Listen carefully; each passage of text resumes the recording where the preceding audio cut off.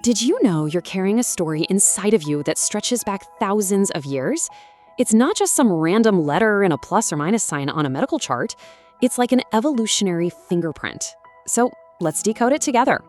Okay, so you probably know your blood type, right? Maybe you're O positive, maybe A negative. But what if I told you that simple label is just the headline? The real story is so much deeper. It's all about ancient survival, epic migrations, and even some hidden superpowers written right into your biology. All right, before we jump into the cool stuff about your specific type, we gotta cover the basics.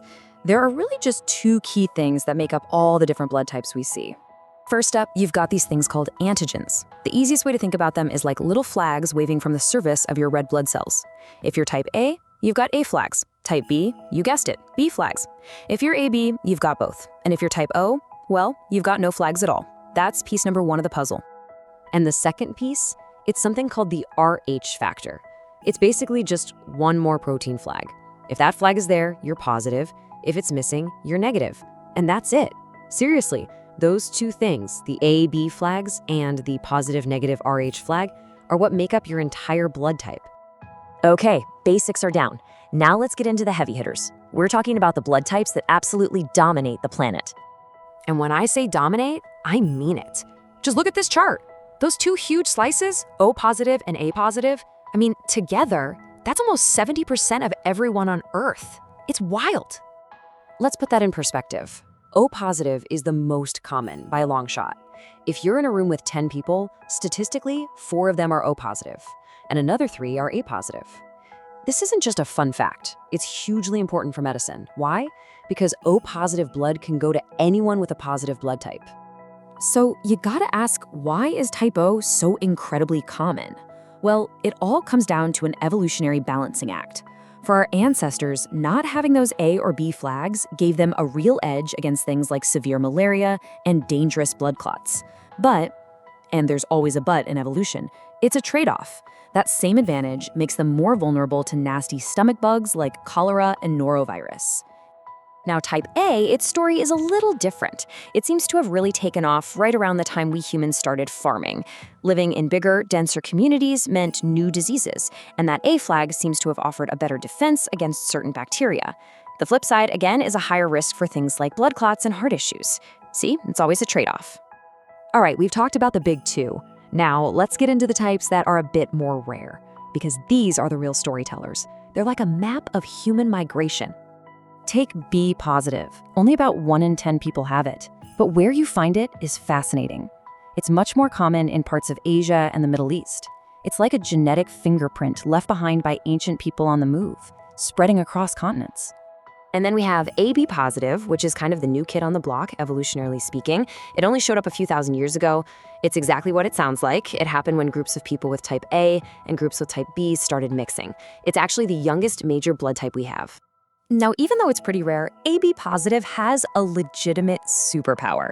Because their blood cells have both the A and B flags, their body's immune system recognizes everything. It doesn't see any blood type as foreign. This means they can receive red blood cells from literally anyone. They are the universal recipient. How cool is that?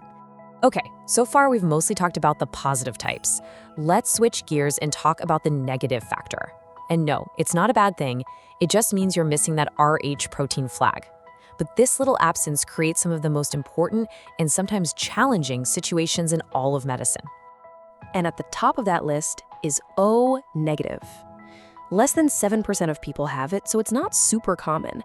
But its impact is absolutely enormous. This blood type is a true lifesaver. So why is it so special? Well, think back to our flags. O negative blood has no A flag, no B flag, and no positive RH flag. It is a completely blank slate. This means you can give it to anyone without their immune system freaking out. In a major trauma, when every second counts and there's no time to figure out a patient's blood type, O negative is the one doctors reach for. It's the universal donor. But being RH negative isn't without its challenges, especially historically. Here's the scenario.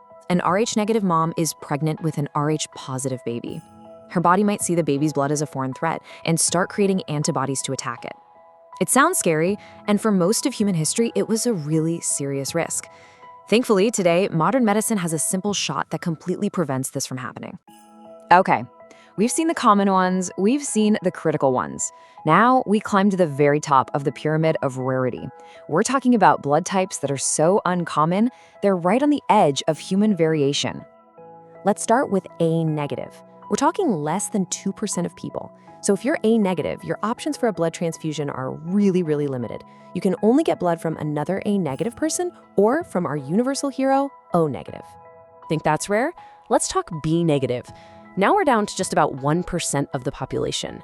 Their donor pool is microscopic, just other B negatives and O negatives. You can see why every single donation from these folks is like gold. And now, the pinnacle, the rarest of the main blood types, AB negative. Less than half of 1%. Let that sink in. That's fewer than one person out of every 200. If you have this blood type, you are a true genetic outlier. But wait, there's one last amazing twist in this story. While getting red blood cells is super restrictive for them, their plasma, that's the liquidy part of the blood, is the complete opposite.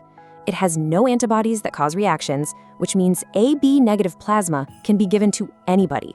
They're the universal plasma donor, a totally different but just as vital kind of superpower. I love this quote because it just sums it all up perfectly.